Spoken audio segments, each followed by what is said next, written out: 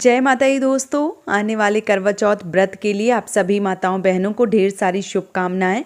भगवान श्री हरि विष्णु आपकी जोड़ी हमेशा सलामत रखें और आप जीवन पर्यंत अपने पति की लंबी आयु के लिए करवा चौथ का व्रत करती रहें, यही कामना करती हूँ। और इसी कामना के साथ आज का जो वीडियो है वो मैं शुरू कर रही हूँ।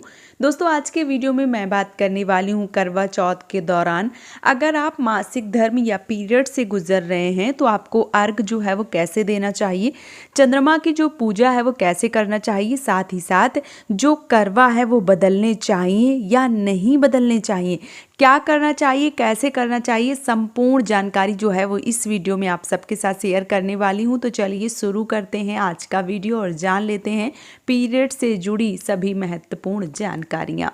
सबसे पहले बात करूं करवा चौथ की, तो आने वाली 20 अक्टूबर को दिन रविवार को करवा चौथ का व्रत जो है वो पूरी विधिवत रूप से किया जाएगा। सुहागन महिलाएं अपने पति की दीर्घायु की कामना को लेकर करवा चौथ का व्रत करती हैं।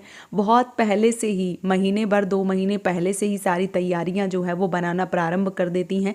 इस बार उनको साड़ी पहनना है, लहंगा पहनना है, ड्रेस पहनना है, क्या पहनना है, कैसे पहनना है, किस प्रकार से तैयार होना है, सारी चीज़ें जो है वो पहले से ही सोच कर रखती हैं, क्योंकि करवा चौथ सुहागन महिलाओं के लिए सबसे ज़्यादा बड़ा व्रत जो है वो माना गया है।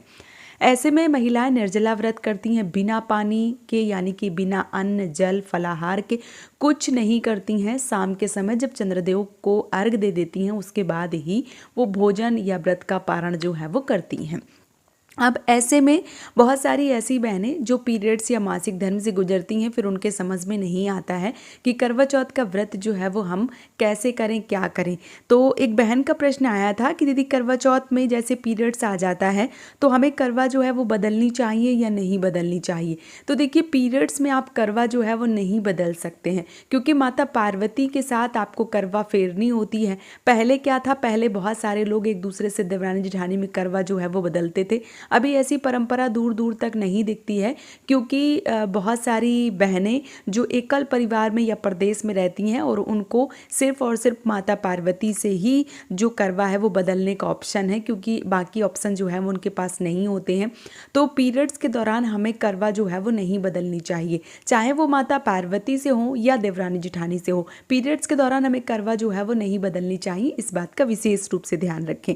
इसके साथ ही साथ अर्घ जो है वो देना चाहिए या नहीं देना चाहिए। तो जो अर्घ है वो आप अपने पति के हाथों से दिलवा सकती हैं, चाहे तो वो मान लीजिए दूध से अर्घ हो गया, पानी से अर्घ हो गया, अक्षत हो गया, मिठाई हो गया, जो भी चीज़ें आप चढ़वाना चाहती हैं, जिस प्रकार से अर्घ जो है वो दिलवाना चाहती हैं आप अपने पति के हाथों से दिलवा सकती हैं। इसमें कोई दिक्कत, कोई परेशानी जो है वो नहीं है। अगर आपके मन में ये प्रश्न आ रहा हो कि हम पति की दीर्घायु की कामना को लेकर व्रत करते हैं और उनसे ही चंद्रदेव को अर्घ दिलवाते हैं तो कहीं कोई दिक्कत तो नहीं है, तो बिल्कुल भी दिक्कत नहीं है, क्योंकि जो आपके पति हैं वो व्रत थोड़ी ना कर रहे हैं, वो कोई ऐसा कार्य थोड़ी ना कर रहे हैं जिससे दिक्कत या परेशानी हो। वो तो एक देव की पूजा ही कर रहे हैं, जो आप ऐसी अवस्था में हैं कि नहीं कर सकती हैं, इसलिए अपना अर्घ जो है वो उनसे दिलवा रही हैं।